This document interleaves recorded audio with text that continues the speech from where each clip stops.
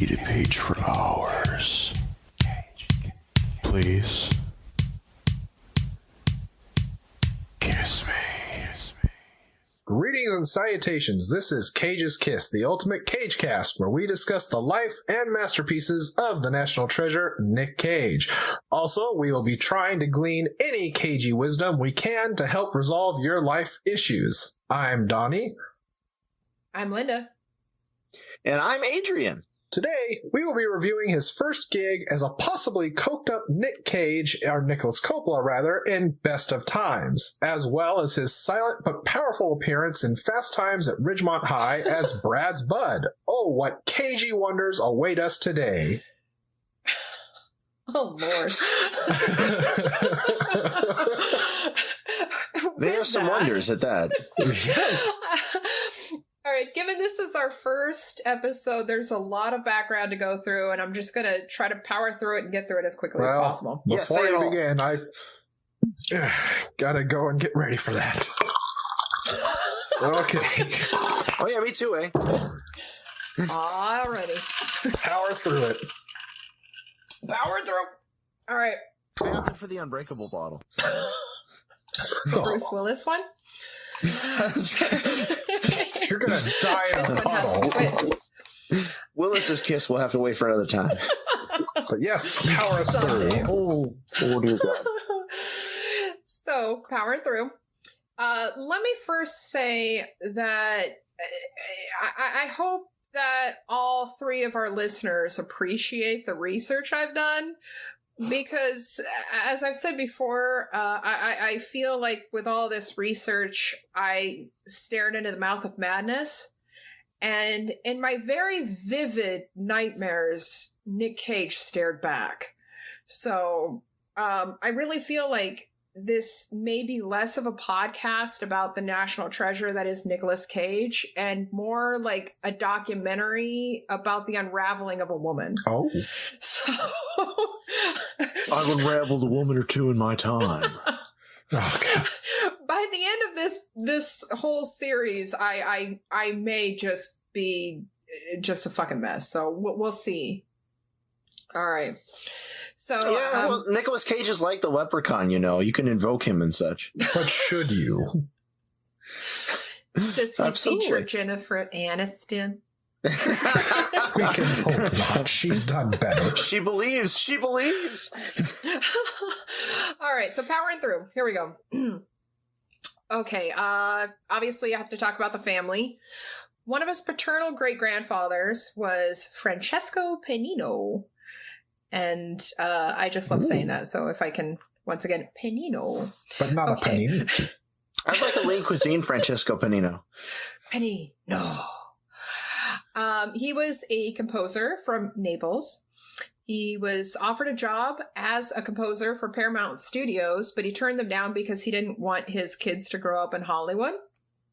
Which, unfortunately, this story is a little close to home because, as Donnie knows, I was, Mom and Dad were approached by an agent who wanted to represent me when I was a kid, but they didn't want us to grow up in Hollywood and be Hollywood brats. So, you know, that's cool. I could have been a star. You could I'm a have. trained actor reduced to the status of a bum. It's like, I want to represent your daughter. I want to put her in pictures. But Why it's don't cool. you just sign a few forms over here in my van? He seemed like a nice enough guy. But Well, I'm back in over the it, 80s, so- we took strangers' candy. Yeah, Damn Harvey it. Weinstein was a nice guy. Until he Such a Harvey sweet Weinstein you. some of the best Brother, up candy until came that from moment. strangers. Power through. All right, power through. All right, are so his powering. Just paternal like grandfather Weinstein. was Carmine Valentino Coppola, who was a flautist and composer, and he ended up composing many of his son Francis's movies, including Yay. Apocalypse Now, Godfathers Part 2 and 3, and The Outsiders. And he studied at Juilliard, much like our patron saint Dio. Oh. Yay! Yay. Dio, Nick can you Cage's hear father me? is August Coppola, who earned a PhD in comparative lit. He also taught comparative literature at California State University, Long Beach, no doubt to the LBC. He served as Dean of Creative Arts in San Francisco State University, and he's the founder and president of the San Francisco Film and Video Arts Commission. His siblings and his mother all attribute the family's fame and success to August being born first, because his younger siblings looked up to him, especially his brother, Francis Ford. In fact, his mother, I hope I'm pronouncing this right. Mother was pronounced right. Italicized Coppola? I'm just going to assume everything's pronounced correctly. Thank you. Thank you, Donnie. So his mother, Italia Coppola, said, quote, "If it wasn't for August, Francis would be nothing." Wow. She also said, quote, "If Francis had been my first son, the family wouldn't be this famous today. August is brilliant. I thank God he was the first." End quote. Francis ain't shit, I tell you. It's Augie. Augie all the way. Are you sure this isn't the De Laurentiis You hear me, family? Francis? You hear me talking? It's all for you, Augie. Augie, the power behind the throne. So yes, the uncle is Francis Ford Coppola, who wanted to be just like his brother. And I got another quote for that. He said, Yay. Francis Ford said, quote, "My whole beginning in writing started in copying him, thinking that if I did these things, I could be just like him. I always wanted to be just like him. I always wanted to be handsome and smart and a ladies' man like Augie. My father had talent and my brother had talent. I didn't. The issue of talent was an important thing, but then I realized that you don't have to have talent. You just have to have a lot of enthusiasm." So there you go. Francis Ford Enthusiasm Coppola. Yeah, enthusiasm. I'm gonna make sure I'm a big boy now. It's gonna be wicked. August, being a typical comparative lit professor, took Nick and his brothers to art house movies instead of the typical Sexploitation? movies, like yeah. Instead of Francis Ford Coppola movies. Yeah. So, he took him to see the good stuff. Never mind what your uncle does. But he encouraged them to pretend to be characters in classical novels and create their own chapters. And that's kind of what he did later, which fueled his success. While his dad had a lecture tour of the U.S., Nick briefly lived with his uncle and his family in San Francisco, and he seemed to write his own chapter for Wuthering Heights, equating himself to Heathcliff. He said he had a strange relationship with money, and he just saw this inequality behind his uncle and his family being so goddamn loaded and his family scraping by. In fact, like he had to work hard to earn money just to go to the prom. And so it was revenge that fueled his ambition. So without Francis and Ford, we know from today's film that he made it to that prom too. Yeah. And I think for clarification, it's Heathcliff the author, not Heathcliff the cat. Heathcliff the character. Nicolas Cage and the whole gang in the junkyard. He's no Garfield. But I would like to think it was the cat. Garfield is superior anyway. I have the best of times running without sound right now, by the way. Why? Because he likes nightmares. To remind me of the glory that is the best of times. Now, finally with the family, his mother was Joy Vogelsang. She was a dancer and choreographer. Unfortunately, she suffered from schizophrenia, and she was institutionalized and given shock treatment multiple times throughout her life. And this is clearly something that's traumatic for any child growing up with that and, having to visit her in these institutions. But he says that it gave him a quote unquote depth of emotion and insight and sensitivity that he doesn't believe he'd have otherwise. But little fun story about his mom was while she was with a dance company, she received an autographed picture from the actor Robert Mitchum. Oh. With the message, "To Joy, love and kisses, Bob." Oh. And when she Big bad Bob Mitchum. when she got angry with her husband, August, she'd use the picture to say that she'd use it as evidence that Nick Cage was really Robert Mitchum's son. And he wasn't Nick's father. Well, she admitted later that it wasn't true. And just looking at pictures, it's pretty obvious that August is his real father.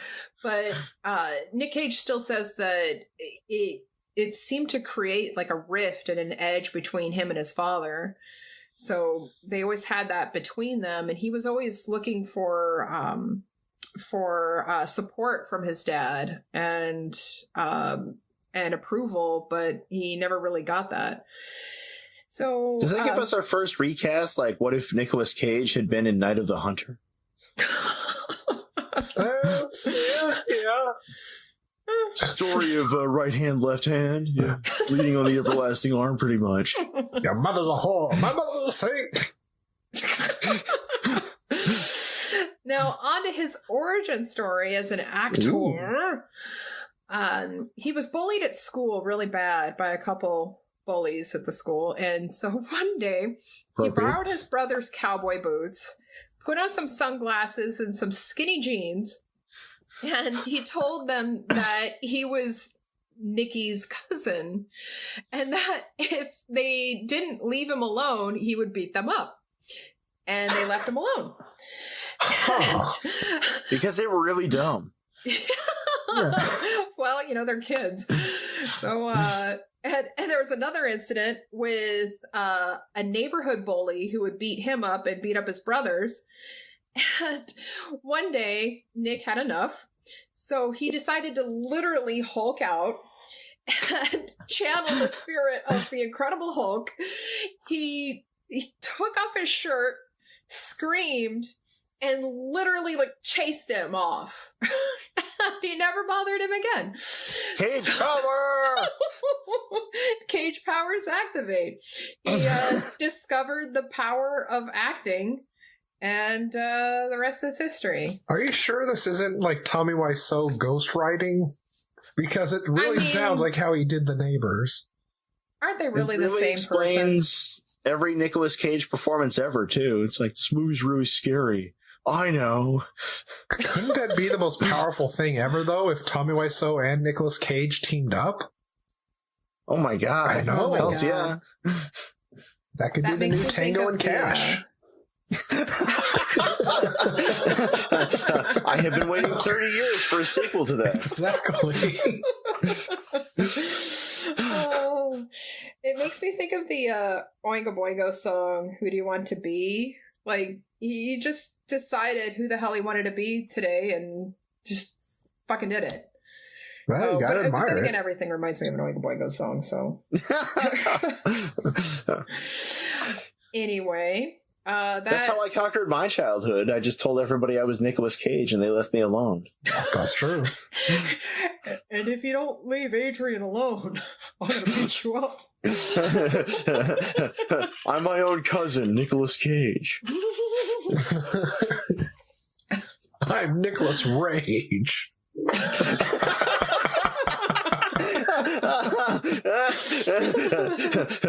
You wouldn't like to meet the other guy, Nicolas My Rage. favorite character.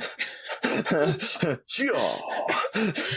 So, shall we venture into best of times? Ooh, these are the best of times.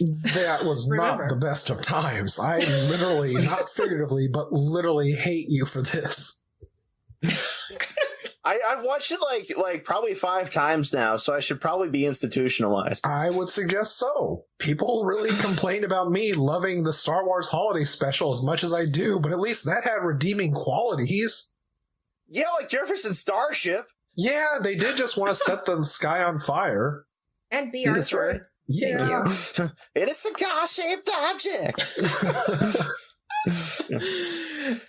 So, Adrian, what can you tell us about the Best of Times? Well, it is an interesting companion piece to Fast Times at Ridgemont High for a number of reasons. Oh, do For one thing, they're both movies from the very early 80s when it was still basically the 70s. And where the Fast Times at Ridgemont High is a 1982 really iconic 1980s high school movie with a really dynamite soundtrack. The Best of Times is a 1981 TV pilot with some very embarrassing 1970s sensibilities and not a good soundtrack by any means, but a lot of musical numbers, including a whole bunch of kids who aren't really actors or especially not singers, doing car wash sing-alongs to 9 to 5. Crazy, crazy, crazy. And Pat Benatar is a heartbreaker in a jeans store while they skate along on jeans ladders. And there's something about the pioneers in there. Yeah, Denim and Pioneers for whatever Denim reason. and Pioneers, yeah. None of it really makes any sense until you read one of the blurbs that explains that it's supposed to be like a teenage laugh-in. Now, I've never actually sat through any really laugh-in. Yeah, it's something. There are things in there that are supposed to be skits, but mostly you get monologues, which I guess are supposed to be funny, but they're more saccharine. It just really was a product of the 70s. Everything was like just little skits made up of jokes. Just one joke, move on to the next. Right, yeah. It's like we got in his car, and before we knew it, we'd gone all the way to San Diego. He's like, we're talking about sex, but we're not. Yeah, no, and the music is literally like that. It's like, boing. Yeah. What can you tell me about the director and the writers? Okay, so the writers, well, let me tell you the names of the writers, because that's all I know about them. Well, there's Bob Arnott, who last name guarantees that he was not. And there's Carol Hatfield Saracen and Lana Saracen, who are related, or there's just a lot of Saracens wandering around Hollywood or something. Hollywood is lousy with Saracens. If there's a Hatfield, there's got to be a McCoy. They're like Coens or something. Yeah, they're just everywhere. Don Misher, though, or Misher, rather. Don Misher, there, the director. I did look him up. He did a whole lot of TV shows and specials. He directed a lot of Super Bowl halftime segments. Won a lot of awards for a lot of stuff that you and I will never watch. But his brush with fame was that he directed the 2004 Democratic National Convention back when John Kerry was running. And for some reason, there was a snafu with the audio where you can hear him directing towards the end.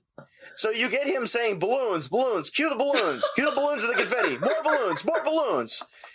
And whoever was doing the balloons screwed up royal, because you could kind of see some balloons falling in like one part of the convention there. You can actually see the clip on YouTube from CNN. And after a while, he's like, God damn it, more balloons! Where are my balloons? What the heck? And then you got to hear him murder someone. True story. Well, watching that convention, it's like, yeah, there really weren't that many balloons. He should probably stab somebody. Come at me, Don Misher. Please don't. Well, actually, he's pretty old now, right? He may be dead. I don't remember. Yeah, physically come at me, Don. He's done stuff pretty recently. He did an Obama thing. Like, I think he won an NAACP award for that. I did an Obama thing too. But like TV directors are essentially invisible unless they do start doing features, and Don Misher really didn't ever do that. So, Don Misher, everybody! Yay! No one has ever said the name Don Misher more than us right here, right now. Misher or not? Right, so there's not a lot to say about anything behind the scenes. Thank Christ. Best of Times. No, the scenes themselves really speak loud and clear. But Nick Cage was discovered in a high school production of Oklahoma, and this guy who discovered him suggested that he auditioned for Best of Times, and obviously he got it. Wait, who did he play in Oklahoma, though? Was he just a cowboy beating the shit out of a scarecrow and talking about how awesome it was? Yeah, he keeps punching that scarecrow. That sounds like one of my nightmares. There you go. But he said, quote, It wasn't very good, but I still feel proud about it because it was something that happened of its own accord. Oh, it was And it something that did the job. happened. It happened all right. The family Well, he does have lines in it and everything, you know. Unlike Fast Times. He said that it did the job. The family gradually warmed up to me being an actor. End quote. That's all I got. Oh, That's kind of like Couple if Family. the skit in Family Guy, I think, when Ringo Starr does a painting and the Beatles are like, oh, that's very good. We're going to put that right here on the writes the song. It's like, fridge. we're going to hang that on the fridge. Yeah. Jesus. Yeah, I kind of feel like, yeah, you know, maybe we could groom something. Yeah, we're not talking about, like, maybe Father McCartney.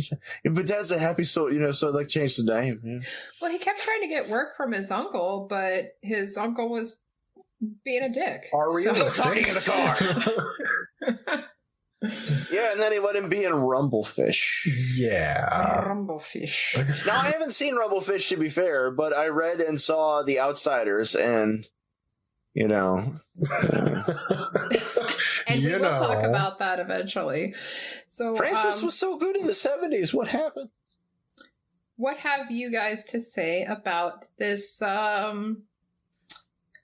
Okay, well, The shit show? Well, Crispin Glover, for one thing. Crispin Glover, this could not hurt him, because he's already a freak, God. which is great, you know. Even though he has that awful, retarded 70s Sesame Street haircut in this. I think You that know, was we're- just his we're- natural so cut. precious. That was just him being Crispin Glover. I'm sure it was. I'm sure that he Yeah. didn't even need a script. He's just doing him, you know, but it looks like his hair's growing up out of his eyebrows. It was even Yeah. his mom Yeah. playing his mom. Wasn't she the lady on Mom? the beach? Oh my Crispin! God, I want that to be true, but I don't know. I know there was a Glover in there as well. I'm just wondering if that was her. No, she played his mom. That's right, his mom is Danny Glover. Generation Mafia. My kind of Glover. No way you live, no way. I honestly don't even think, or I just can't accept that this was a TV pilot. I just literally want to believe that one of the actors or actresses said to their parent, I want to be an actress and I want to go and make a promotional video to show my chops. And then all their other friends were like, hey, yeah, that sounds cool. We want to do that too. That's why they all use their real names. And that's why you should never do this or listen to your friends, because none of this made any sense. And if this was a you're right about show, one it thing. makes I mean, even less they used- sense. They used all their first names. That's proof that this is actually Dogma 95. Except, Yeah. now, like, this is one part that kind of made me a little pissed. A little. The only person who has dialogue and doesn't have a character name seems to be the black kid. What Yeah. the hell? Oh, that's right, because those segments are all about that girl who's hauling the equipment for the band, wanting to be in the band, and they won't let her play along. And at the end, she's good for no reason, even though she's apparently never practiced ever. You know, I give her Yeah. credit, though. She's the only girl, literally, that wasn't always going on about guys and dicks, putting on makeup, and shopping no, for you're right about clothes. that. Yeah, because the other three girls, they're always in front of the mirror. Yes, they were even putting on And- lashes. Yeah, no, it's very old timey gender relations there. Well, you know, and like he's talking with the girl. That's why the It black is- kid had no story. It was simpler times. Things were so much simpler back then. If they had a character name, you just had to guess it. You didn't know what it was. Racism. I Was would his like name to do Biff him or some sort of Millard? justice, and like his name is Mark. Okay. Oh, hi, Wow. Mark. He now Hi, has Black a Mark name. from the Best of Times. Yes, in death, black guys from 1981 TV pilots do have names. He may well still be alive. You know. He is a real person. As messy I mean, you as know, they we- made that kid's room, I would not have been surprised if the Declaration of Independence had actually been placed in that room. Y'all, lemon juice, gonna bring out the secret message. Y'all. He would Hey, have you done can it. find it in 3 minutes flat. Exactly. Well, if you've seen one Declaration of Independence, you've seen them all. You know, So I think maybe we should give a word to explanation to the people who are never actually going to watch this about how Nicolas Cage's scenes are mostly him doing push-ups on the beach and having muscles.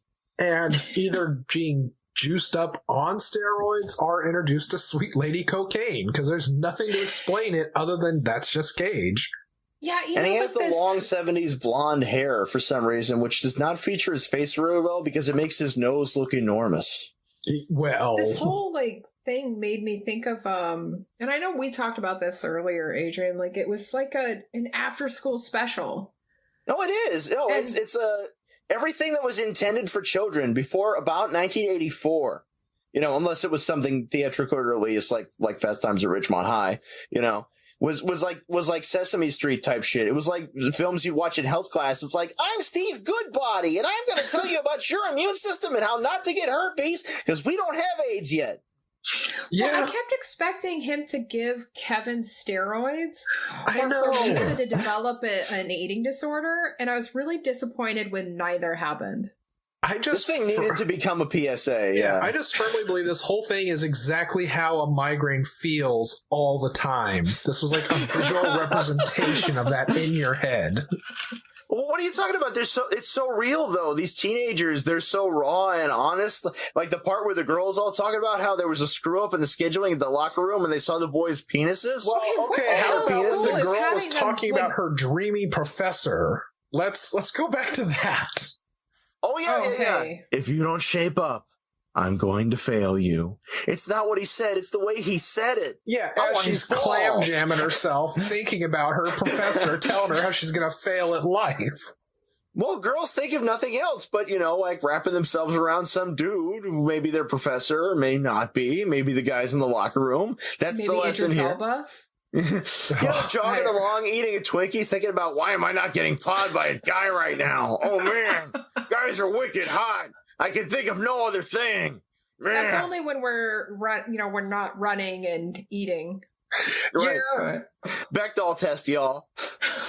maybe when they were all singing into the gas tubes and they were huffing the gas, maybe that explains what happened after the rest of the show. Greatest Nicolas Cage film still ever, by the way, is Nicolas Cage wearing Daisy Dukes, pumping the gas and thrusting, throwing his head back. Oh, but if you think about it, Ugh. like if you go back to that scene where he's wearing during the car wash, he's wearing the overalls and the I'm going to need more of this. the handkerchief. It Yeah. looks like he just walked off the goddamn set for the music video of "Come On, Eileen." Either that or the movie Cruisin'. Yeah, handkerchief, fetish, announce the You know, world. maybe that's what Matthew McConaughey watched. He's like, you know what? I'm going to go shirtless too. Because he barely All right, wears a shirt in the whole all right. goddamn thing. That's true. Yeah, no, he keeps pointing at his pec and his bicep and be like, "This is what women want right here. Yeah, muscles." Well, as he pointed out, he is the best looking man you'll ever meet in your life. So, Ever. ever. That helped a lot when he had like the exposed forehead to hide the ginormous schnoz. You know? What I don't understand is like at one point he's saying like he can't decide between Stanford and Harvard. But he never got good grades, as he says Yeah, later. right? Like, Well, there's no my sweet surfing at summer Harvard, child. You are going to college. Well, do you remember that? We're like, oh, hey guys, Evergreen or Caltech? Oh, I'm not sure. Yeah. I mean, the Ivy League, right? Oh, yeah. And what 7-Eleven gives kids a tab? Yeah. Well, that's Jackie Mason. That's his grocery. He got it from his father, who got it from his father, who came out from the old country. Jackie Mason. Yeah. Yeah, I guess that would make sense with Jackie Mason. Jackie Mason is the only one who didn't have to use his own name. He was Mr. Store Yes, Guy. because he knew Sure. what shame looked like. Him and the dog were truly the only stars of this thing that never had to look back on it. I do So have that who in would my have been notes. the special guest star though if they'd had another episode? Would they got like like Eddie Albert in there or somebody, or Justice E. McQueen, I do have that in my notes. Quote, "The dog is too good for this." He was. Oh yeah, no, I love that dog. Yeah, I know he's searching for his tape player under the dog. Oh, sorry. Woo! Yeah, that was an attack. That dog felt violated being there. How dare you? And we just watched. Yes, we did. Twice. Yeah, we're like times the my cast of face. Seinfeld on the last episode of Seinfeld. We're terrible.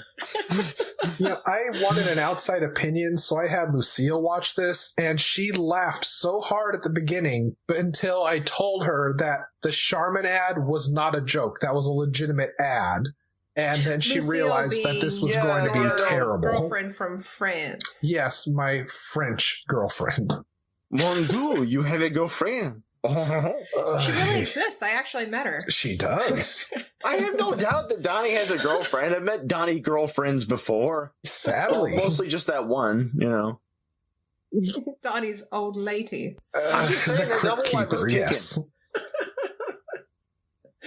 But so We don't what need to make did up you say sad about- details about our own lives, though, because we just referenced the truth, you know. Yeah, we don't need Like the about- truth, especially with this. Fiction is far Well, that's- better with alcohol. We have the drink, yes, and fiction also, I suppose, yeah. Oh, yeah, there's that girl who got into the band, wailing on the guitar. She got in there by the dirty trick of answering the telephone and arranging a gig. And at that dance, what the hell is Jackie Mason doing at the school He's doing dance? the He's the robot. only adult there. He already gave away all that stuff for free. It's like, why are you reading so much of that stuff? What are you, a teenager? You're not paying for anything. Also, Come why on, is he I'm Jackie Mason. dancing I'm gonna with the kinda just follow. teenagers? Yeah, it's just like, bring the goddamn snacks and All those GTFO, you creeper. Musical numbers in his store, too. He dances along. Yeah. And you get the shot of Nicolas Cage, like really eagerly, like blowing into the top of the bottle, having a hoedown in the store. That musical number, mercifully, at least doesn't have any words to it. Well, he did give some wisdom. He actually did say something earlier in the show that kind of describes watching the rest of it, which is the best part of the entire thing was just the silence. Was the silence? Yes. No, it's true. It's the world according to Jackie Mason. That's what this really is. Yes. It's like the original Kids Bop. Basically, yeah. It's like no exit, except, you know, like the teenagers are all the tormentors and Jackie Mason is the guy who went to hell. I'm trapped in the store. Why can't I leave the store? Do I have a lower half? I never come up from behind the counter. And I'll tell you why Remember he me in went to hell. Caddyshack 2? It has something to do with him being at that dance and dancing with those teens. Yeah. Uh-oh. I supplied the Yeah, snacks. I'm finally going to got dance with some girls, grab some butts. Who's going to tell so me it's anything? like that origin story episode of Freddy's Nightmares, then. Yeah. This nightmare was mine. I'm going away to the war tomorrow, ladies. Yes, you can't forget that for your cagey wisdom, is that if you ever want to get laid, just tell a girl you're going off to some war somewhere, and just boom, My the dad's sending panties me to El drop. Salvador. I'm going to die. I better get laid first, though. Yeah. If they ask where you're stationed, just say, the war. Yeah, don't you know the war? I'm one of those super army soldiers. Yeah. I thought I was in the Air Force, mate. You know, it's like, yeah, right. Yeah. Why would they lie to me? One of their own. Oh. Like one of those So- guys who tells everybody he was a Green Beret and he was a Navy SEAL. Mm.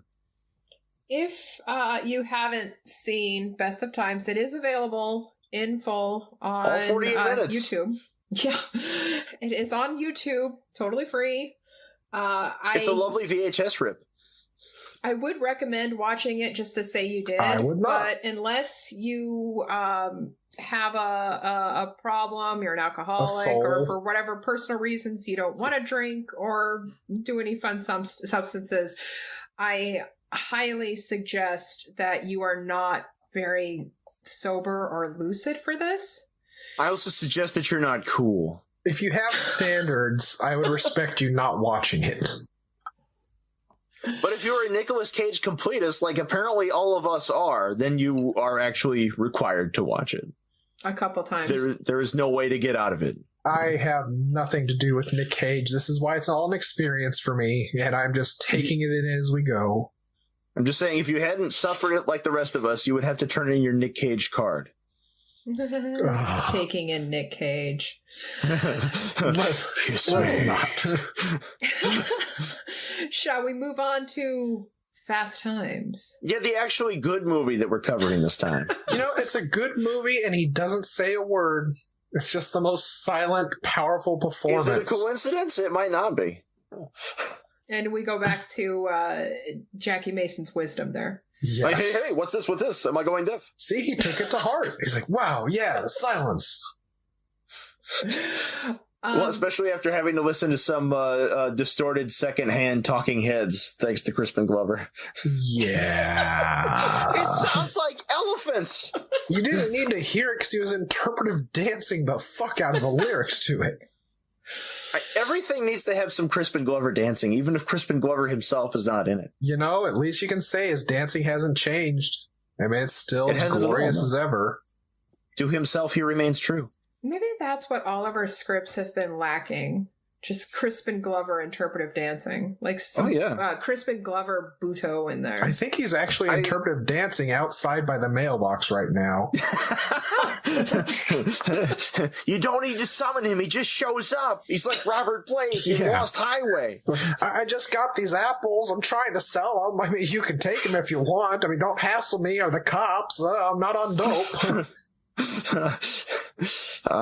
River's Edge was a documentary. So, Adrian, what can you tell us about the Good Movie? Okay, so the Good Movie, which is also known as Fast Times at Ridgemont High, which actually is a lot better than I remember it, having revisited it 18 years later now, it's based on a book by Cameron Crowe, who actually went undercover in a high school as a senior, reliving the senior year he never had. He'd already been a music journalist for Rolling Stone. He opted not to include himself in the book, and he just wrote about the people that he dealt with there. And he also wrote the screenplay. The film was directed by Amy Heckerling, who went on to do stuff like the Look Who's Talking movies. Oh, God. Yeah, well, you know, the first one's fine, you know. Amy Heckerling also did National Lampoon's European Vacation, which is my favorite National Lampoon's Vacation sequel. It's also the only PG entry in the series, I'm pretty sure. I think so.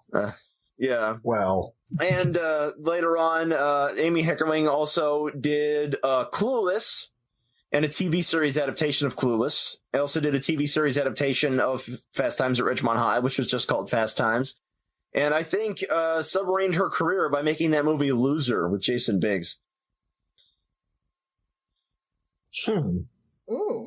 Yeah. You know, she did okay for herself. I would say so.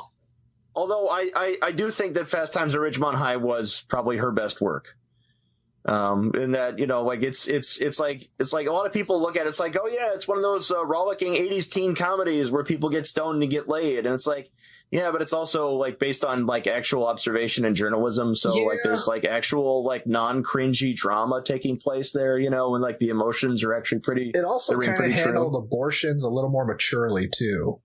I really, that's one of my favorite things about this one, because almost every movie, and ever since it's been legal, there's been tons of them. Yeah. Almost every movie where a woman goes to get an abortion, she goes to the clinic and has an attack of conscience and runs right back out, like in Juno. Yeah, exactly. Like in that movie, The Job. There's a Streisand movie from the early 70s called Up the Sandbox where that happens also. Yeah. You know, it's like a woman never gets an abortion in the movie. It's just, it's a thing that never happens, you know, and yet Jennifer Jason Leigh, she just gets it taken care of. We don't even get the beforehand, I'm going to have regrets bit. No, we just get her afterwards where she's already done it. Yeah. You know.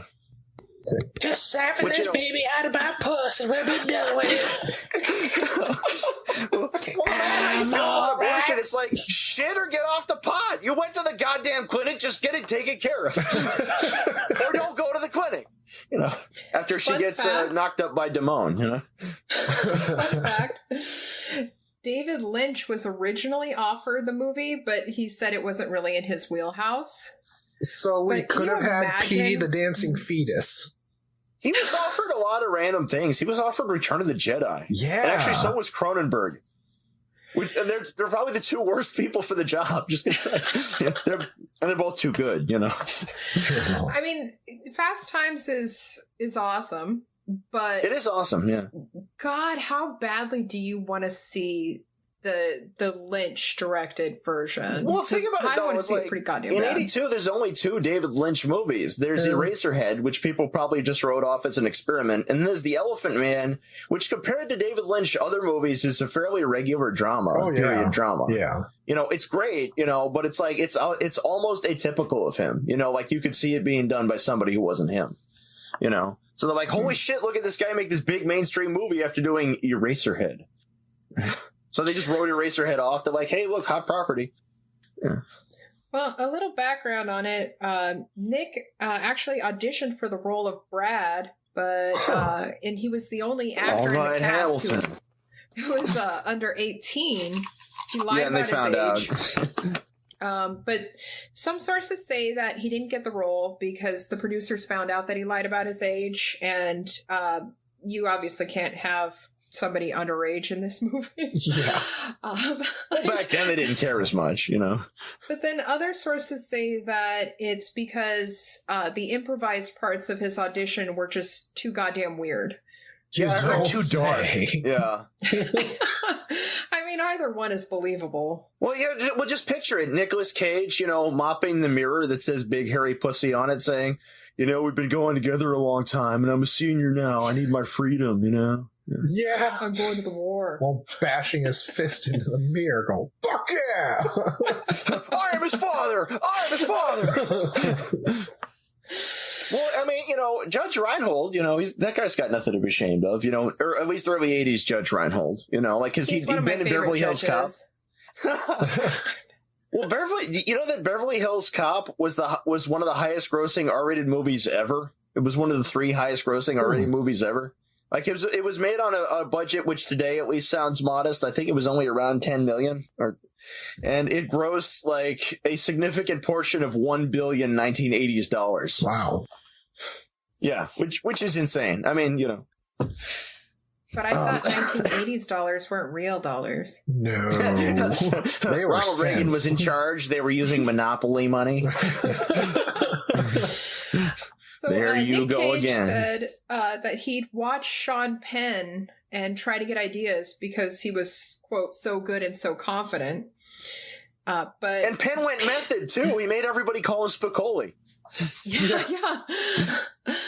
But people, they would, according to Nick Cage, the other cast members would demand that Nick Cage be removed from their eye line because he was so distracting. And he said that they would congregate outside his trailer and chant, "I love the smell of Nick in the morning." Well, I mean, he is the most goddamn beautiful human being on the earth, right? Obviously. That Cage Phil is just too pretty. I say we take him down a peg or two, bro. I can't act with Nick because you know he's so beautiful. It hurts my heart to know how beautiful Nick is. Yeah, Phoebe Cates, you know, she had to keep changing dresses just because Cage would walk by and she'd get all wet. Yeah. It's like they had to distribute diapers to the cast. It was a real danger. You know, we brought up gender relations in The Best of Times, and I think Fast Times at Ridgemont High really does make a good counterpoint to that. And that, you know, you have honest, frank teenage sexuality that doesn't, like, apologize for itself or turn itself into a joke, you know? Yeah. Like, which is something that you can't have anymore, by the way, because officially anybody under 18 doesn't have a sex drive. Yeah, unless they're on Netflix now. Unless, yeah. Oh yeah, no, I want to binge watch that 10-part show, and then in like hour 15 something happens. Is this the part where we all admit that we're really old and people should stop listening to us? Probably. I mean, all of us being a mere, what should we claim, 24? Yeah. I mean, it's mid-afternoon and we're drinking. They can assume we're adults. Or alcoholics. but we're from our generation, so you're never really an adult anyway. So this is true. You only act as you're expected to. You never mature. Right. And nobody really expects anything of us anyway. Yes. I'll drink to that. So Nick says that they were making fun of him and gave him a lot of shit because they were jealous they thought he was there because of nepotism, because of who his uncle was, which is usually a fair assumption. Yeah. However, most of many of the cast members said that it was actually because Nick kept bragging that he was going to get famous way sooner than any of they would because of who his uncle was. So it depends on who you believe. So he's totally just brought the whole nepotism thing on himself. Yeah. I mean, like it seems like he came about like what he got in a fairly conventional and honest fashion, in that he did 2 features before he had a starring role. Well, I mean, if he wants to compare himself to Sean Penn and Judge Reinhold, Do any of them have a son with Superman's name? Did any of them happen to marry Elvis Presley's daughter? No. I did. Well, that's what you did. You married his daughter. Nobody remembers Jennifer Jason Leigh anymore. She needs more love, damn it. She was in the freaking Hitcher. You're right. Yeah, it's been a while since I've seen her titties. Yeah. Oh, Right? the 80s. Apparently, in the pool house scene there, where she gets knocked The up in like 5 copulation seconds scene. by Damone, yeah, the copulation scene. Apparently, the original version of that take, you saw Damone's penis there, Ah, yes. and then the they fabled small opted penis. not to go with it because they were threatened with a 1982 X rating, and the actor portraying Damone there, whose name I can't remember, he was grateful. So he just stood outside of the theaters and was like, want to see it? Hey, you want to check it out? I got it right here. I also got some tickets right now to Cheap Trick. Cheap Trick, my penis. Any takers? Just see the relation, huh? Come on. And you get all those great scenes between him and Ratner there. It's like, you're part dweeb, part pussy. Yeah. When you're inside of Damone's bedroom, which has like the Blondie poster and all that, and I think there's a Springsteen poster in there. Still not as wonderful as the bedrooms in Nightmare on Elm Street 2. I don't know if Nightmare it's on Elm true, Street but 2, which is the gayest movie ever made. It's gayer than Top Gun. Proudly. I'm gay, I can say that. Yeah, I was going to say. Little caveat. He can say it. We can't. I mean, you could say it because it's pretty freaking gay. I mean, Freddy gets inside a guy. He has a girlfriend, but he's always going over to his friend's house, who is always in bed shirtless. There's the part where they make each other do push-ups. Somebody's pants get pulled down in the schoolyard, and you see a lot of man-ass. And for some reason, he's hanging out in a leather bar where his teacher is, just cause. He just, like, at night, just shows up at a leather bar, and then his teacher makes him shower at the gym. No questions asked. It's a sequel to That Cruising. isn't normal? It was simpler times, god damn it. Well, yeah, no, gay shit wasn't gay yet back then. Yeah, it's only gay if you cuddle. As is evidenced by Nick Cage's character in Fast Times putting the sign I am a homo on some dude's bag. Yeah, that's one of 3 appearances. I think you see him briefly before Brad gets fired at All American Burger. Oh, that national and you see treasure. Brad talking to him at the school one time. And you see him in the bleachers watching the game. Oh, he was there too. Okay. Yeah. That's one of my favorite parts. The part where Forrest Whitaker's little brother and Sean Penn and Spicoli fuck up the car. They fuck up Forrest Whitaker's I can car. fix this. My dad's an electrician. It's got an ultimate set of tools. You can't fix this car, Spicoli. The little brother, by the way, who was only, I think, in 3 movies ever, by the way, he's got one of my favorite lines. The part before that where they're driving along and they're both really stoned. And he's like, you see the new Playboy? It's like pretty good. It's like Bo Derek's tits. I like sex. And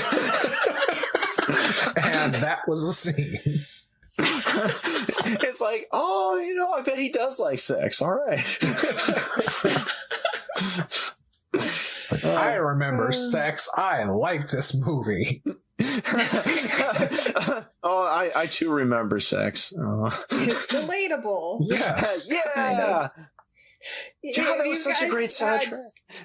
Sex. You know what that's like? Being that we're all 24, we have it all the time. Yes. Not together. It makes me wish I had taken swimming lessons back at the YMCA, so then I wouldn't be drowning in all this pussy. Well, if you would have taken swimming classes back in high school, there's a chance that they would have made you do it in the nude. Yeah, and I would have been molested by the gym teacher. And all the girls would have seen your penis. Hi, Brad. You know how cute I always thought you were. What is this, man? It's the same one from The Last American Virgin. We all measured our dicks in high school. Speaking of locations, by the way, in the Fast Times at Ridgemont High, that's the same shopping mall from Commando, where Schwarzenegger swings on the inflatey things. Oh, fuck. And it's also the same shopping mall from Terminator 2. Well, I mean, it was California.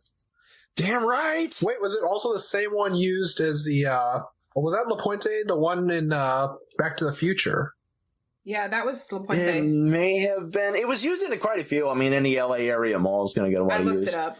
You looked at? Yeah, I looked it up too, but I don't remember everything else. I was just watching it. And I'm like, this sure looks like that mall from Commando, and I was determined. I was on a mission. Like, got to find out if it's the mall from Commando. All other concerns are You secondary. were cage driven. I don't know why it should matter to me if Feel anything my was in revenge. Commando. It's like one of the most useless mid-'80s Schwarzenegger movies. Well, I mean, he did take on an entire nation in the last 15 minutes of the film. I mean, that's kind of He's got important. the rocket launcher that Ray Don Chong got for him there in the shopping cart. That's probably the best scene, where they just rob the ammo store and then Ray Don Chong blows up the cop car. Yeah, I mean, it's hard to beat Chuck Norris having a bazooka fight with some terrorists. So, I mean, they did what they could. It works now. That also sounds like my nightmares. Oh, God. I'm glad we didn't do Chuck Norris's kiss, because we'd all have to like have a shower after each podcast and feel really bad about ourselves. You don't? Because whatever else, well, yeah, but whatever else Nicolas Cage is, at least he isn't a piece of shit like Chuck Norris. On the shower true. note, the Real life Chuck Norris. gasoline cost a lot, and I can't keep taking showers in it, but I have to. I mean, how else are you going to wash Oh, away you the only sin? shower in the gasoline? You don't do shots of it? No. I just use the coconut milk for that, sadly. Ooh, I'm at that with the point in my Johnson. life. God, I'm alone. So, how about that football? Fast Times though.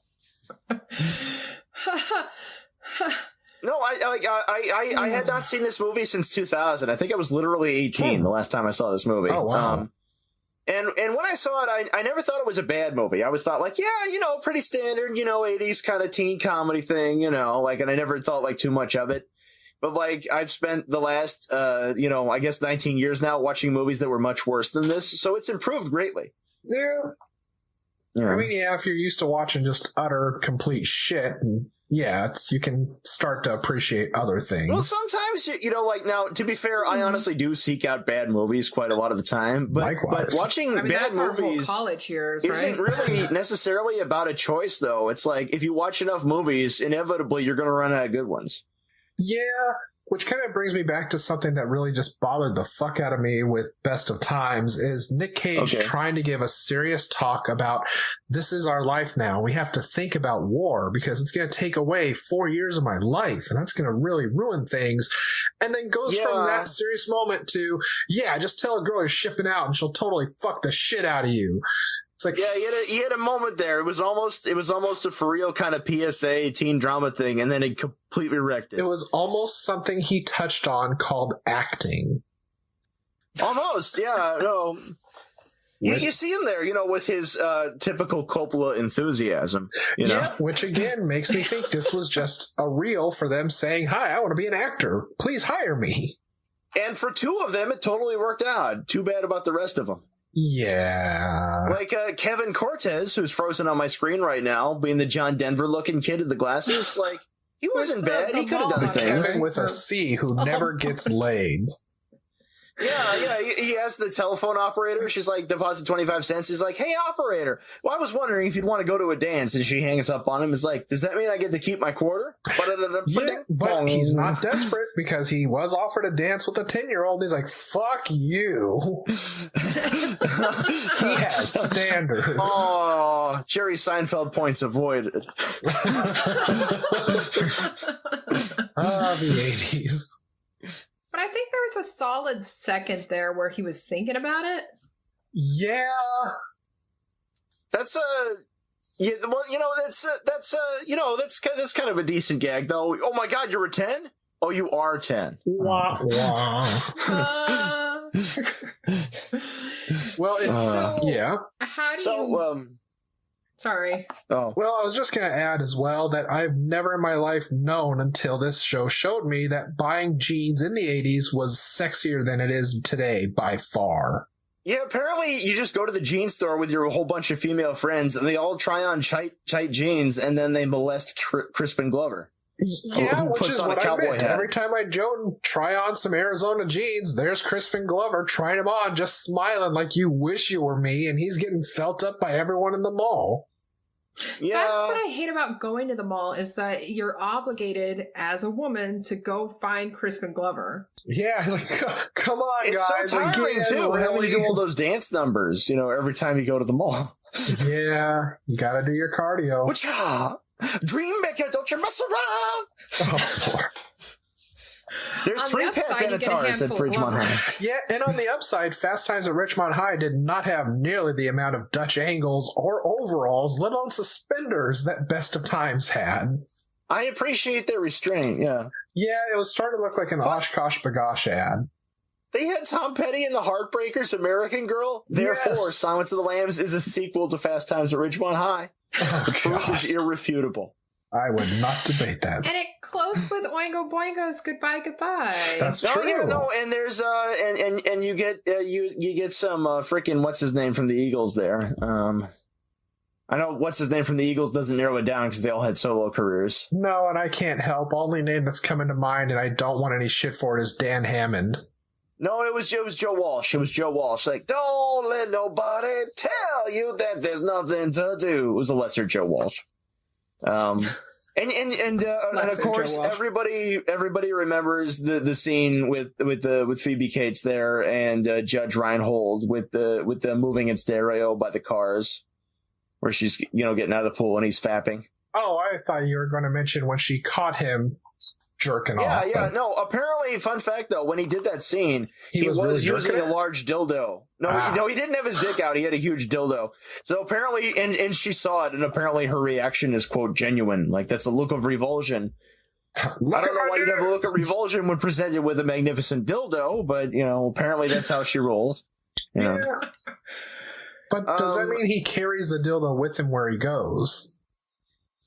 Well, yeah, no, you'd store it in the natural place, so that people Inside will look it. down there. Yeah. Yeah. His Natural pocket. place. Hold on, stop walking. I gotta wait a little bit. Hold on. Oh, I can't right now. Shouldn't have farted. Shouldn't have farted. It's called acting. And that's right. In the last reel, it's not on camera, but it falls back out of him.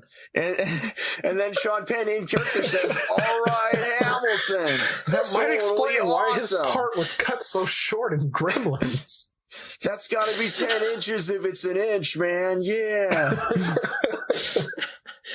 Obviously, you guys just aren't familiar with the art of acting. Or Oh, yeah, anal I wanted to say clenching. a word about Ray Walston there, who plays Mr. Hand. I think Ray Walston is an underappreciated character actor, Yeah, for your that's generation true. and mine, Yeah. The first thing I ever saw him in was when I was a little kid. He played one of the henchmen in Silver Streak with Gene Wilder and Richard Pryor. Oh. Yeah. He's the one who's not Richard Keel. Originally he was supposed to be played by what's his tits, who played Herman Munster. Oh my god. Oh, no kidding. Yeah. Well, he Yeah. actually did get a few Wow. roles by being like a last minute replacement. He was kind of like a male Janice Rule because he was in Billy Wilder's Kiss Me Stupid with Dean Martin playing Dean Martin. Because he plays the jealous husband who's always wearing the Beethoven t-shirts and who's a piano teacher and thinks everybody's trying to ball his wife. That role originally went to Peter Sellers, but Peter Sellers had to be taken off the production because he had a series of elaborate heart attacks. He had, and I'm not exaggerating, 13 heart attacks in a row. Jesus. Yeah. 13 Almost freaking heart dead. attacks. Yeah. and somehow lived another 15 years after that. So Walston was brought in, and I think Walston's great. Like he also played Mr. Applegate, who was the devil in Damn Yankees, Oh yeah, which was one of his earliest roles, and he appears old even then. So I guess he just always looked like that. He's like John Carradine or something. Except he didn't die from autoerotic asphyxiation. Oh, come Or on did now, that he? was David. It was My David, man. David. apologies. Yeah, I'm just saying, one of these days you're going to be saying something like that, and then Keith Carradine's going to turn around and I was like, I hope you don't mean that. That Well, was I'm my glad brother, you said that not instead of me. one of these days you're going to say that while you're performing autoerotic asphyxiation. Well, that's all I think about when I'm performing autoerotic asphyxiation, but that's another matter. It's like, oh my god, dude, Carradine died doing this. Oh my god, I could die. Awesome. Then That just makes it sexier. as the light leaves your eyes, he appears to you. He's like, "Welcome to the club." I can't watch Death Race 2000 without just completing. You know, it's like, oh my god, I can't forget how he died. No exaggeration, though. I spent much of last week watching the original Kung Fu TV series. By choice.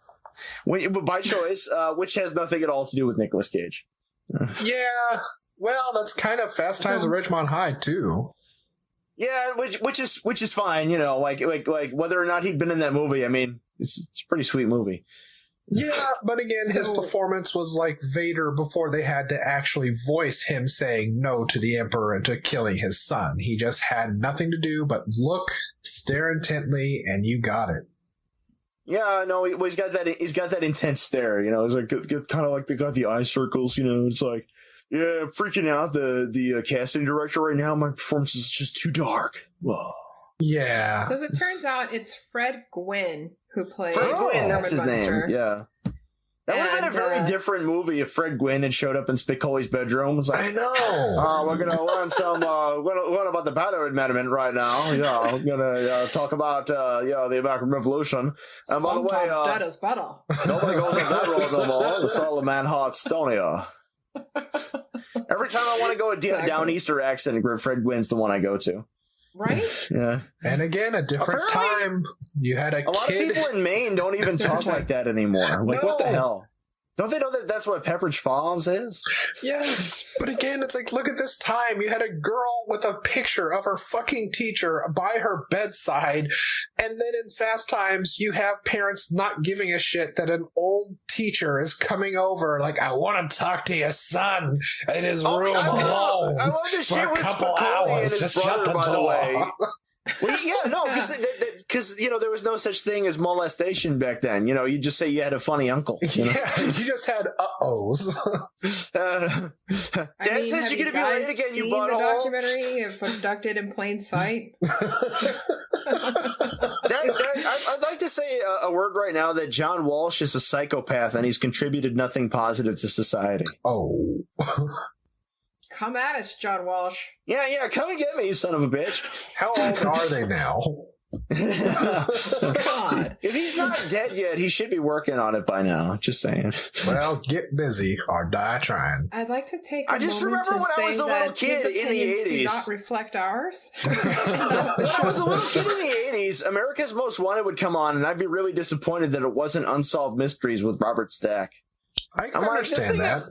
Yeah, you know, like, because Unsolved Mysteries had all that variety and all that random stuff, and you get weird con artists and stuff. And on, on America's Most Wanted, it's like, he might have diddled a little kid and held up a bank. This is what he'd look like if he grew a mustache. We count on you to call in. Yeah. So back to Nicolas Cage. This is what Nicolas Cage would look like if he grew a mustache. Which you can find out if you watch his movie, The Trust. With Best of Times, did you guys have like an erection? Horrible incident where you couldn't get the goddamn theme song out of your head? I don't know there was. The theme music right now? Now, I'm going to be honest. Ever since I started watching it, I just kept thinking about that Styx song, which is also called The Best of Times, but it's good, so it wasn't in The Best of Times. The Best of Times. Oh, God. It kept... I don't know. It's just like one of those songs that you hear just a couple seconds of it, and it's god awful, but it gets stuck in your head, and next thing you know, like you're spending all day just like with it on loop in your head. Like that song about the weekend, you know. Why does our Monday ever have to come? And they're racing around in the stock cars, and the cop pulls over Nicolas Cage. I'm just a nerd. All I could think about was Leonard Nimoy in the Star Trek 3, I think it was, and he gifted Shatner the book. He's like, the best of times, the worst of times. It's like, truly, the best of times. It's like, no, I'm conscious of Captain. It wasn't Mr. Nimoy. No. I don't know. That was Star Trek 2. I mean, that really was the best of times as far as that series is concerned. Because remember, he's hardly in 3. He's mostly directing it, you know. Yeah. There's a Your reason he's name hardly is in Jim. that. The ship out of danger. Yes. Did I pawn far with that chick? Well, That was I just nice, but you found got to be going. that I don't know if it's just because you just get a snippet of the horrible theme song, but it's just one of those songs. That's the where it's worst. like, That's a guaranteed way to get something stuck in your head is you Yeah. could just hear like 5 or 6 seconds of it. Yeah. where yeah, it's just going on and on in your head through, you know, like on loop through the whole fucking day, and then next thing you know, it's been a couple weeks and it's still playing, and the next thing you know, you're at work and your boss is saying that he's worried because you're not as focused as you used to be and what's going on, and the next thing you know, you're getting fired. You're strangling a Next thing you sea know, like, lion.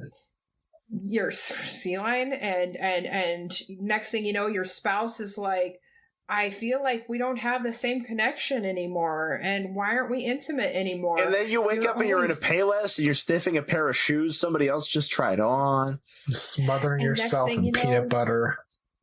You're getting served divorce papers, and next thing you know, You've been your served. child is saying like, I want to live with the other parent now because you're just never here. You never read stories to me anymore. Which is something none of us know anything about because we're all 24 and we haven't had any of these experiences as of yet. Exactly. Yeah. And Oh. next thing you know, you've got a drink in your hand, and you're like, where the hell did this come from? And then you're looking around at you like with all the empty cans, and you're like, where did these all come from? And then some What old is guy happening? opens up his golf bag and says, "So what? So let's dance." Yeah.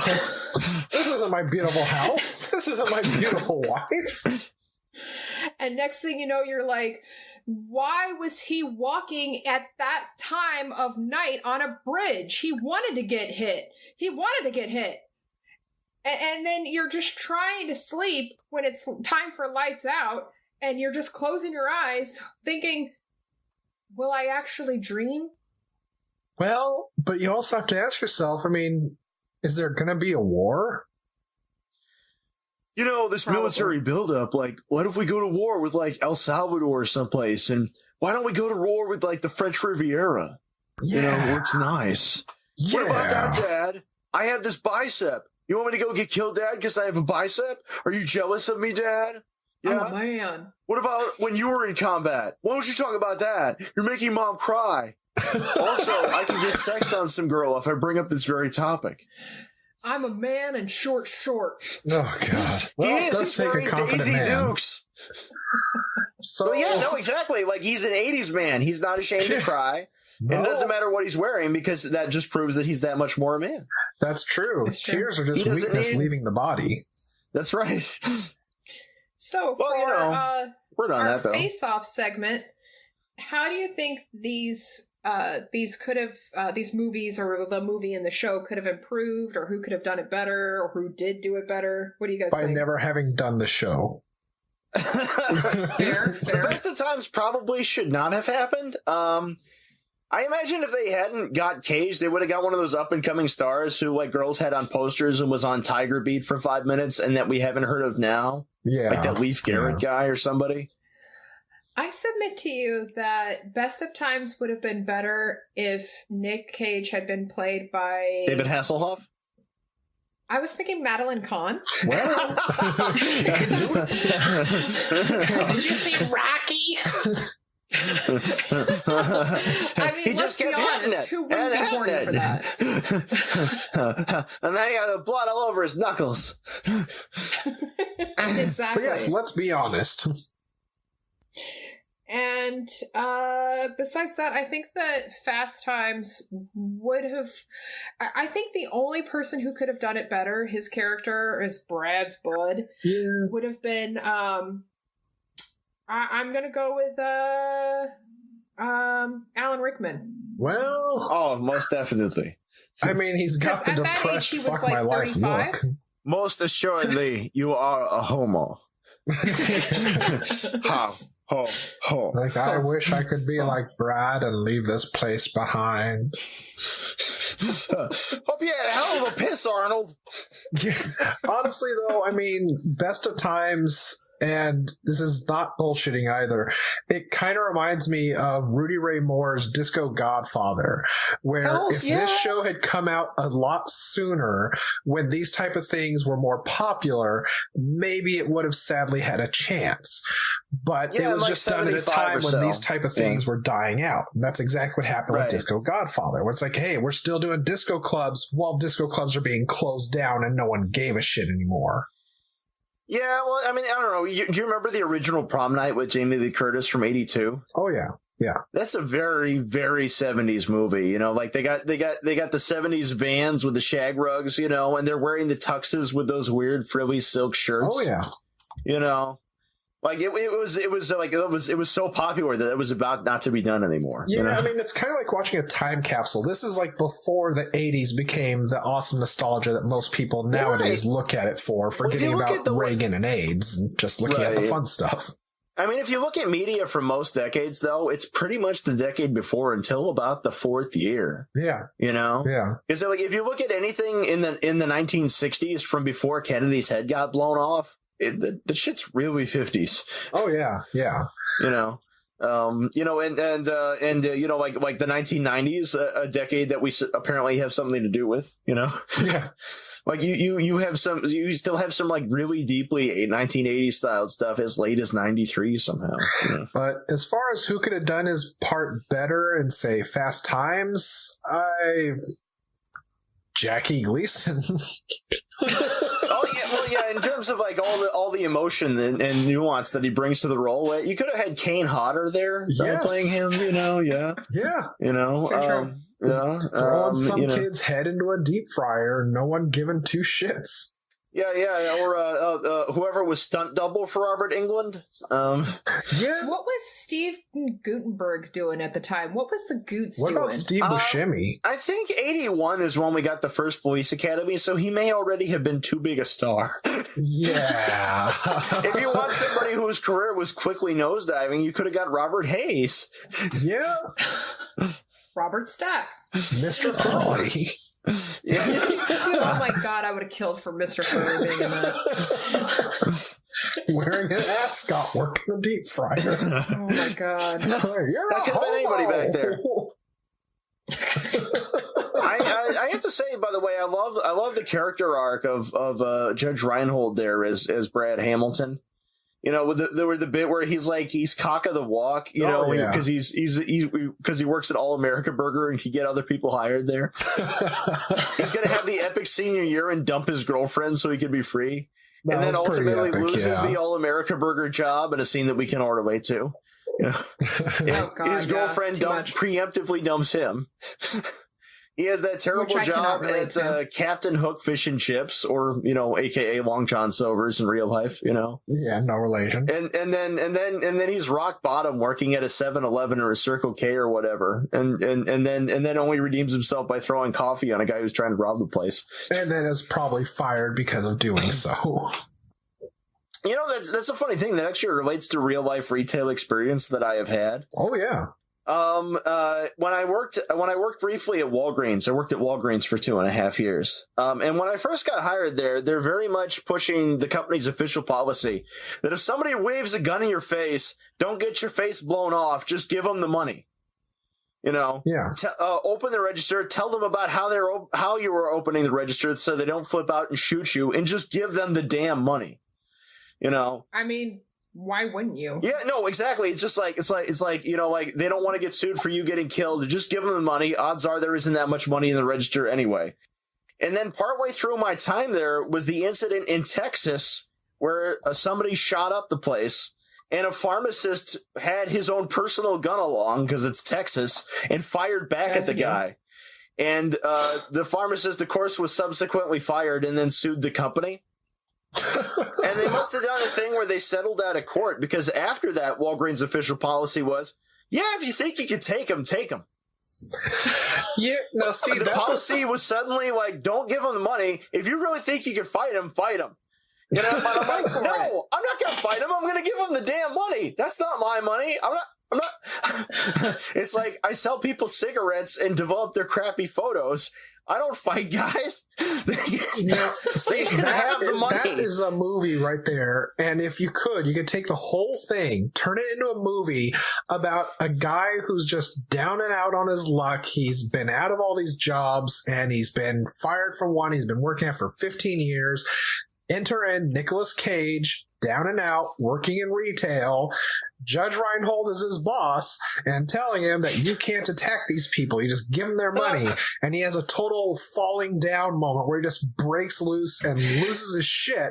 And going back to what we referenced earlier with Judge Reinhold and a dildo, finds said dildo and starts assaulting the people, robbing the store, and gets shot down by police in a huge Nick Cage-fueled rage at the end of the film. Oh, yeah, no, and then you get the dildo slowly dropping out of his hand and landing on the floor after Robert Duvall has just shot him, and he's like, I'm the bad guy? How did that happen? Or it could be like There it is. oh god, like Citizen Kane, instead of Rosebud, he just says dildos. Dildo. He called the dildo Rosebud. Oh, yes, they call him the dildo. There it is. I think we just solved both pieces. Yeah, there you Yeah, go. no, we now know the riddle of Nicolas Cage. It is dildo. It is. And now we spiritually understand the epic start to a career that has gone on for a long time. Everything has So been shall coming we to close this this out moment. with some cagey wisdom? Yeah, we need some cagey wisdoms right now. Apparently, that's what we're good at. Yes. I don't know if I'd say good. Oh yeah, we're great at it. Please don't take our advice. I did say this. We aren't experts. Except that we are Except we are. We're totally experts. Yeah. At watching Nicolas Cage movies. Let me finish my drink here. All right. That's a good idea. Totally experts. Okay, so we did actually have somebody write in. Holy crap. Hi guys, I could use some help. Right, whiskey My does not children go are down real well. disappointments. They're grown-ass adults and neither of them work. How do I tell them to grow up and do something with their lives other than drink, talk about movies, and complain how they should have been a You star? gutter skank. Oh yeah, congrats on your radio program, Mom. Oh. Hi, Mom. You're not a gutter skank. I'm not related to either of you. Ha ha! Well, My mom is Mom. proud of me. It said Nick Cage. Mom, if that indeed is your name. I think that as his character in Fast Times, he'd probably recommend that you put a sign on your children's backs. Saying that they're a homo. But I feel like that doesn't really work in nowadays. In 2019. Yeah, so he'd probably suggest Is that what it is now? they get a job working like at a burger joint or Or an something. IKEA. Or an IKEA. Does telling somebody As to you get do. a job work in 2019 either? I feel like you tell somebody to get a job and then an SAW slaps you and says classist. Yeah, You say that's- SAW? We SJW? don't do jobs. We just take adult classes at night. Right, yeah. No. Yes. Unless the speaker accidentally said something like rule of thumb, and then we pull the fire alarm on them and walk out. Yes, yes. Even though rule of thumb has been proven to have nothing to do with wife beating. Well, the first character in Best of Times would probably tell you that it's not fair because, I mean, they're not offering jobs in somewhere where we want to work, like the French Riviera or Harvard. Bermuda. Yeah. Yeah. He would also tell you that the wife made that decision because she looked at his muscles and decided it was all worthwhile. That's true. Yeah. What? I said that a lot watching that movie. I choose to take a feminist reading of everything because in addition to watching Nicolas Cage movies, I've also watched a lot of Lifetime movies and drank a lot of Boone's Farm with Linda. Yeah, good times. Yeah, I wasn't allowed to watch feminist that. reading is that those victims in Friday the 13th allowed themselves to be stabbed because they felt they were empowered by that.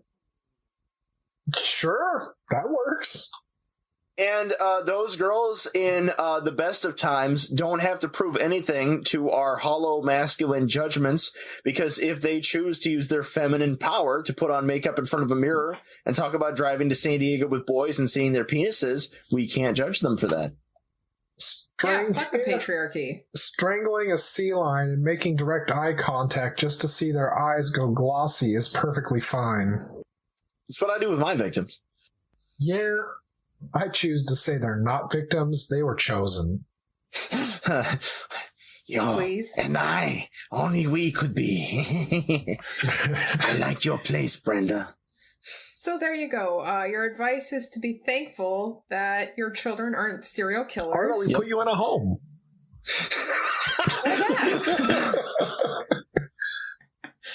Love you.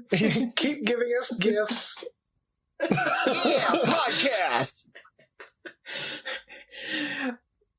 So with that, Yes. I think we're good. And next do week we we're wanna going to be doing promote Valley anything? Girl. How do people contact us? Maybe. Oh yeah, what's the name They of that don't. website that they need to tell their problems to, so we can You mean the make fun of website their that you're problems? paying for and that we should be advertising? What Yeah, you that do is, I want you to go to the beach, get a shell, and whisper your secrets into the shell. Well, I'll promote And it will reach myself. us. You could find me on YouTube as A.A. Smith, in which I review books and not Nicolas Cage movies, but that could change. And you can find me on DeviantArt for my really, really gay stuff under Leo the Fox. But how gay? It's pretty gay. Like, All right. it's shiny rainbows that can fly gay. Oh. Well, I am on Instagram, but I don't want you people following me there. But you can Come on, find me where's on that, though? Twitter under Unreal Goals. Yeah, right. You and the president. You people, what's that supposed to mean? Those people know exactly what it means. I also have a Tumblr because I have nothing else better to do with my life. But again, you're not going to follow me there. I have Tumblr, but I'll never use it again when it stopped being Cumbler. Yo. Yeah. I'm hungry to my tumblers. We're How still about pretty you, hit Dr. by Phil, that the lemur porn block. person? Linda, where do we find you on the internet? You could find me on Twitter at Dr. Phil 8 My Baby. It's DRPHIL, the number 8 My Baby. And you can also find Cage's Kiss at Cage's Kiss. It's really imaginative. Or you can email us. Please email us any stories of Nick Cage you have from experiencing him in the wild. Tell us your Or if problems you that have any won't make real us life- sad. Yes, please. No bummers. If you have any real life situations where you would like some cagey wisdom, please bear in mind that we are very much not to be trusted. And don't forget, if Nicolas But- Cage appeared in your nightmares, we want to hear about that too, because it happened to Linda. It's still happening to Linda. Oh. He just But you won't leave. You can write to us at cageskiss@gmail.com, or you can go to our website at www.cageskiss.com. Please send us more whiskey. And in closing, something I would like to mention really, really quick. If you're looking to experience Nick Cage in the wild, I have been told if you live in the Las Vegas area, he is a frequent person to visit Trader Joe's. Like, religiously lives I wonder if he at likes Trader those Joe's. croutons like I like. I mean, it's all about that guacamole, man. Trader I would Joe's, not be man. surprised if he wasn't dipping his finger in all the guacamole. Put his entire hand in. Looks so clean and puts it in again. Yeah. Oh, also, you can find us at Cage's Kiss on Facebook as well. But please don't find any of us. Just find the Cage's Kiss. We need this. Please. And we could discuss that Please. time where he was in a bar brawl and he ruptured a guy's jugular vein with a broken off brandy glass and got away with it. Allegedly. Maximum violence Allegedly. immediately. Yes. But yes, please support us. Our mother wants us to work. We need this. This is our version of work. Yes. Please. Please. And this is your Cage's Kiss Off. Cage, cage, cage, cage, cage, cage, cage, cage, cage, peach. I could eat a peach for hours. please. Kiss me.